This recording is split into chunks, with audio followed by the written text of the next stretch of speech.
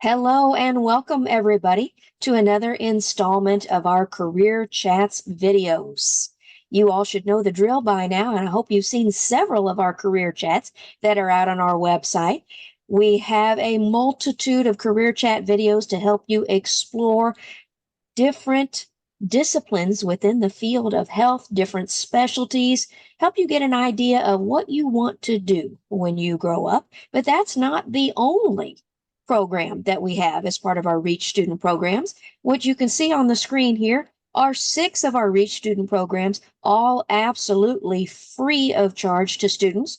It can begin with you watching our health careers presentation video, which is on our website. Go to your career chats videos and peruse through.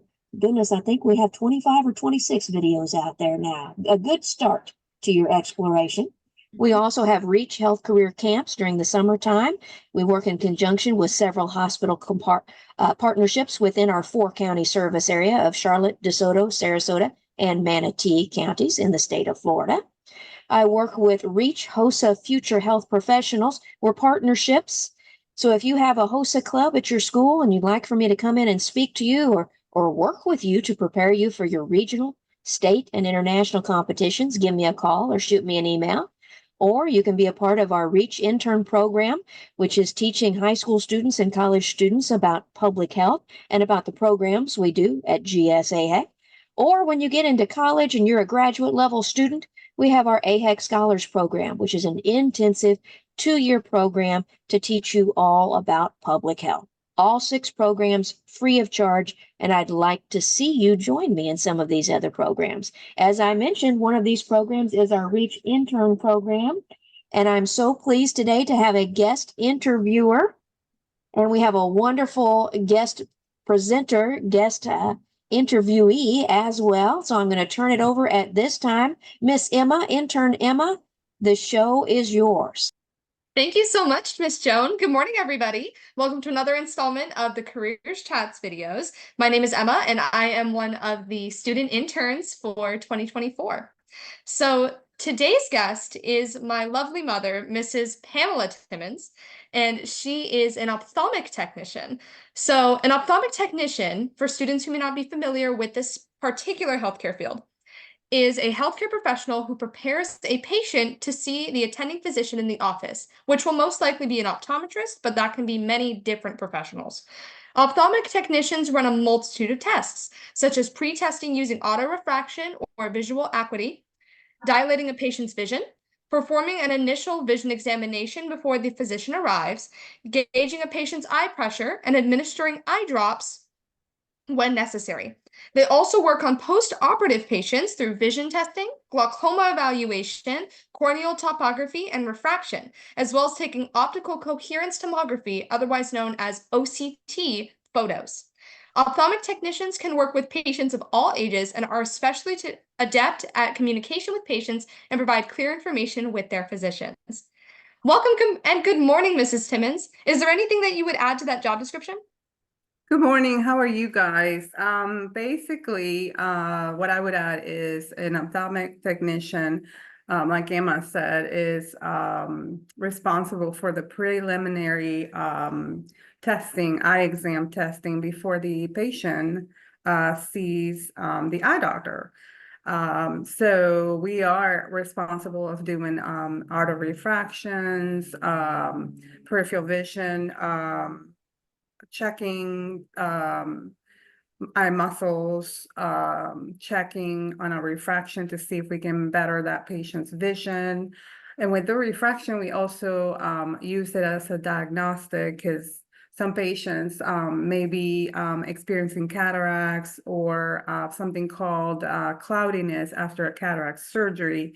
And with the phoropter, which is what we use for the refraction, we can do a glare test to find out if that patient needs that YAG laser. That's what it's called. The capsule's gotten cloudy, and so we test for that. And we also check for the eye pressures to make sure that the patient's doing okay regarding glaucoma. If eye pressures, we usually tend to see a range from 5 to 20. If the pressure is higher than that, then the patient may be having glaucoma issues. And then, of course, at the end of everything, we dilate so that the patient can be checked by the doctor. And so that's basically what it entails to do an eye exam. Okay, that sounds great. Yeah. Is there a certain age where you have to do all of those tests, or can patients of all ages have that kind of eye exam? It depends what happens when we have patients that are younger. Usually they are either set to come in for an eye exam by the pediatrician, or they had an eye exam at the schools where they are kind of seeing if anybody needs to have an eye exam and help that student at a young age to get glasses to see better. But it can go all the way to, in the hundreds, patients that are older, and age is not a limit. So, yeah. Well, that's fantastic that you can have a referral, especially for young kids at school, where they may need eye testing and can be referred to the right people. Right. So, speaking of working in a different place, where do you work and what is the atmosphere like there? Well, I work at a big practice here in Bradenton, and it's called the Eye Associates. It entails professionals that are ophthalmologists. Those are the surgeons, optometrists, which are in charge of checking for the eye vision, and then double vision, contact lenses. And we also have opticians. Opticians are the licensed professionals that are responsible to making sure that the glasses were made correctly by a lab, and also taking measurements and adjusting glasses. And then lastly, a retinal specialist. But we have all kinds of different professionals that take care of vision at the Eye Associates. Mhm. Well, that's fantastic to hear that there are so many different professionals that work there. So, we kind of already answered this, but are there any other health professionals that you work with every day? I usually tend to work with different health professional eye doctors. It depends on the day, but as I mentioned, I can work with an optometrist and perform their eye exams for them. And then the ophthalmologist is the surgeon. Those doctors usually we have to it's more intel on surgery, like cataract surgery or the lasers that I mentioned, the YAG lasers.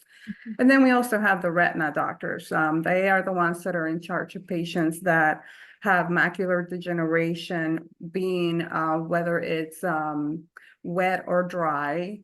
Macular degeneration affects the center vision, and the glaucoma doctors that I also work with, they're specialists, that interferes with the middle vision, the peripheral vision. So that's the kind of doctors that we work with. Mhm. That's great that there are so many versatile doctors in terms Yes. of optometry, that there's no one set thing that you have to work on. That's very Right, interesting. right. So, on the flip side, what kind of patients do you work with in your career? Like I mentioned before, we have young children all the way to very older patients, and they involve different things. It could be issues with their cornea, it could be issues with just their sight. It could be that they are having issues with cataracts, if they had injuries. So it varies. We really don't have a certain type of patient. We see everybody. Mm-hmm. Well, that's great that there are so many different patients that can come in and receive eye care. Sure. So, on a typical day to day, what is it like for you on a typical day? A typical day is we come in and we have depending on the doctor that you work with, you could be working with a doctor that sees 40 patients, 60 patients, and it all depends on what they need. They could be a complete eye exam, which meant when I mentioned it's the vision exam with the refraction, the dilation, and checking their eye pressure, or it could be something as somebody's having issues with dry eyes, or if they're having a sty, something's in the eyelids have gotten irritated or swollen. So it's just different types of issues with the eyes that we deal with on a daily basis. Mm-hmm. Yeah, And I feel that especially when you're dealing with so many different things that could be happening with the patient's eye, you also have to work in a very versatile type of situation with each and every patient being different. correct. So that's very cool to hear. Yes. So on those typical days, how many hours do you work per day or per week? Usually we work a 40-hour week. We usually start very early because certain doctors want to see patients like at 7:20. Usually those patients had a surgery the day before, and we call those one-day post-ops. And so that we're able to see more people that need different things that are, like eye exams or any other issues that they're having. So yeah, in a week basis, usually it's a 40-hour workday. And depending on what's going on, we can have emergencies that can make that time a little longer. So you have to be a little flexible when it becomes taking care of patients. Okay. Actually, speaking of emergencies, do you ever have to be called in for an emergency situation, like say at night, or does your job really end when you clock out? The job ends for us when we clock out, but the professional ophthalmologist or optometrist, there are some that are what we call they're on call. So Mm. depending on the emergency, they are able to meet somebody in an office and help them, or they're able to say you have to go to the ER. But the staff, the technicians or the scribes or the people that help the doctors are not usually responsible for that.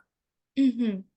So say there's an emergency with like a patient who gets glass in their eye late at night.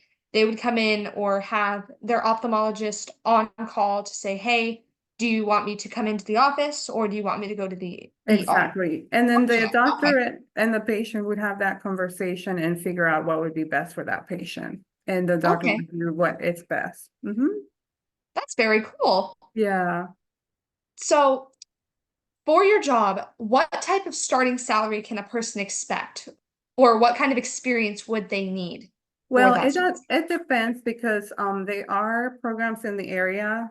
They used to have a course where you do a 2-year course where you could get certified to become a ophthalmic technician. But most jobs, what they do is they hire you and they train you at the job. And you are able to become certified through studying and taking tests, becoming a COA, which is a certified ophthalmic assistant. And there are 4 different levels where you can study and get certified at a higher level to where you can work next to the doctor at safe surgery. So it all depends on how far you want to go. But there are possibilities where you can exceed and go as far as you want to go. That's very interesting. And it Yeah, sounds like from what you described that even if, say, you're a COA, you can decide to work with an ophthalmologist, an optometrist, an optician. So really in the eye office, you can go anywhere right. depending on your level. That's Exactly. very interesting. Yes, there's a lot of different possibilities in the ophthalmology world. Yes. Hmm. So from what I understand, I know that you worked at several different places while pursuing your education, but why did you choose to pursue this career? Well, I was always interested in eyes, and I wanted to do something in the medical field that didn't require blood, that I wasn't exposed to blood. So I felt that the eyes would be the ones for me. And I've always felt that vision and eyes all have been very interesting. It's the window to our souls, and it's, vision is absolutely a must, So it's a passion of mine to keep patients seen and being able to see the best possible. So it makes my day to be able to help somebody. Well, that's absolutely wonderful to hear. Mhm. So, in terms of your career, what would you say is the most and least satisfying part of it? Well, they are, the most satisfying part of it is having a patient go through surgery and being able to see a world of difference. It's very satisfying to see somebody that is just counting fingers or wave, a hand wave, and now they're seeing actual faces and seeing far away and being able to see the world again. That's the most satisfying thing to see, that change and how happy they are and the smiles that it brings to the patient. I don't know that there's anything unsatisfying about the job. It's just you have to be able to be flexible and be able to help when you can.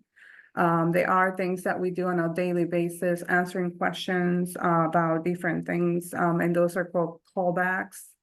And some of them can be very difficult. And so that's why it's one of my least favorite things to do, because I rather spend my time helping and doing things that promote the practice to advance and do better.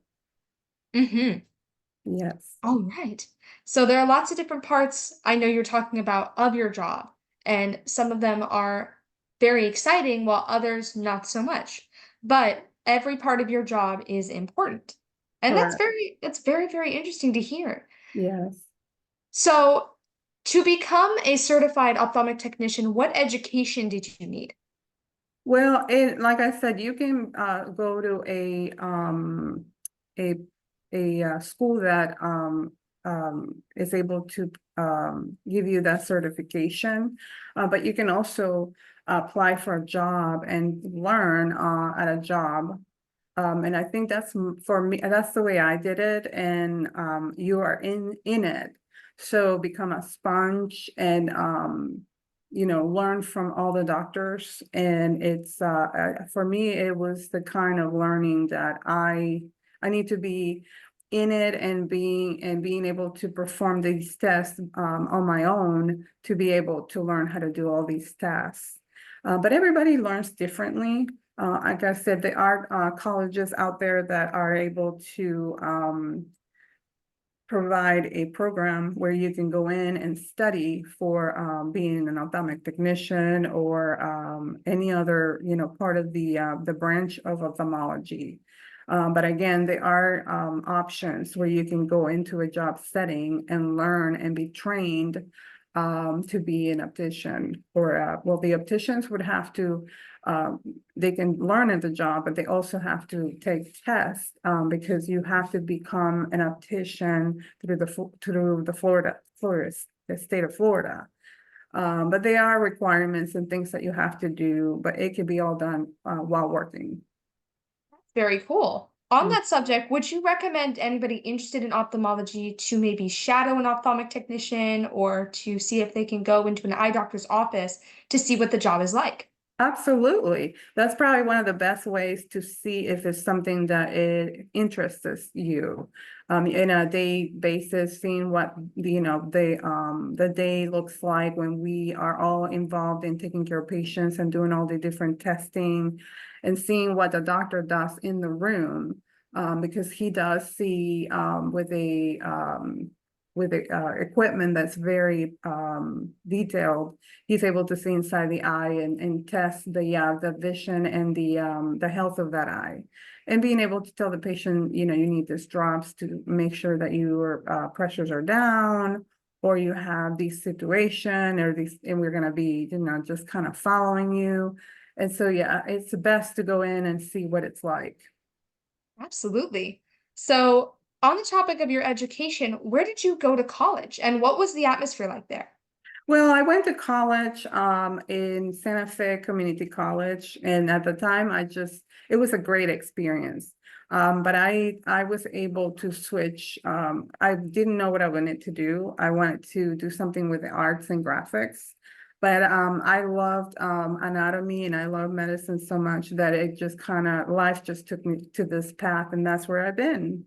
So it's just a matter of exposing yourself and seeing where things take you. I think the best advice that I can give is try to figure out what you absolutely like and are interested, and then go from there. Try to find out what's available in that range of things that you might like to do. Absolutely. That is some wonderful advice. Thank you so much. So with your certification, how did you end up paying for it? I was the certification for school. Mhm. I was able to have my father help me with that. And it got to the point where I didn't want to pursue a 4-year degree because at the time I didn't know what I wanted to do. So I ended up going into an optical, and I learned to make glasses, and I wanted to see what the opticians did, and that's how I went about that. So schools are out there, but you can also try to learn a trade when you're in a job environment. Absolutely. And I also understand that you are an immigrant, that you came here from Venezuela. How does your bilinguality from living there pretty much through all your childhood affect your job now? Well, it actually is very, very helpful because in Florida, we have a lot of Spanish speaking patients. So they're delighted to see when somebody can come in and help them in their native language, and it makes them very comfortable. So that's one thing that I do use, and it's very helpful to the patient. Absolutely. And on that subject, would you recommend any student interested in medicine to take a class on Spanish or to learn just the basic Spanish on how to communicate with Spanish speaking patients? Absolutely, I would definitely recommend that. And most of the doctors that I work with actually do have certain phrases, and they know some things to help that patient. That would help a lot. Mhm. That's wonderful. And there is actually a class that we offer through AHEC. It is our occupational Spanish class through our Access program, where you can learn just that, learn how to speak with patients, learn common phrases to speak with Spanish speaking patients that may not speak English. And bilinguality is also something that students can pursue through our medical interpretation program, where they can become a certified medical interpreter and work with patients just as you do. That's fantastic. Yes. All right. So Mrs. Timmons, would you like to share a story or specific case that made a major impact on your life? Well, when I was starting at the beginning of my career with working with ophthalmology, no, I left the the place that I was working making glasses, and then so I went into the medical field, working with the surgeons, eye doctors. I was starting to learn, and I made a mistake in sending the wrong eye drop to a patient, and it really affected me because I didn't want to harm the patient.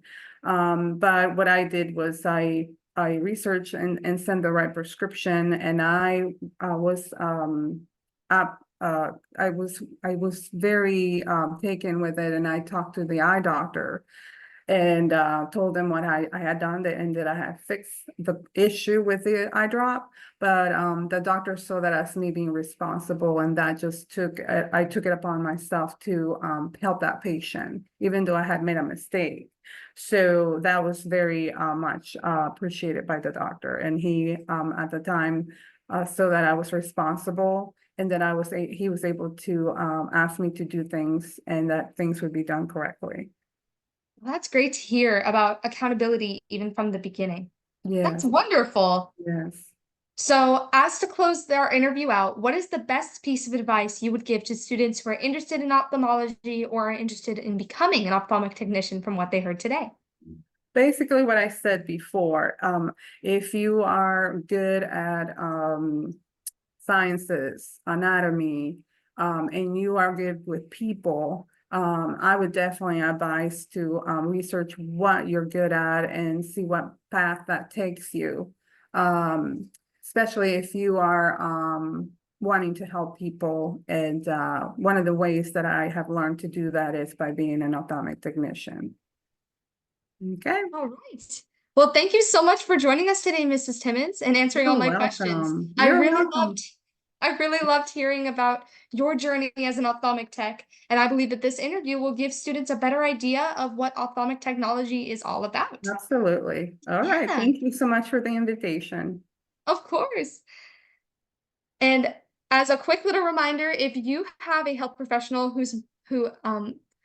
is a part of your family or has made a major impact on your life, and you'd like to interview them just as I did today, you can become a student intern. And all you have to do is contact Miss Joan Dixon and ask for the REACH programs. Thank you so much for joining us today for another installment of Career Chats, and have a wonderful day.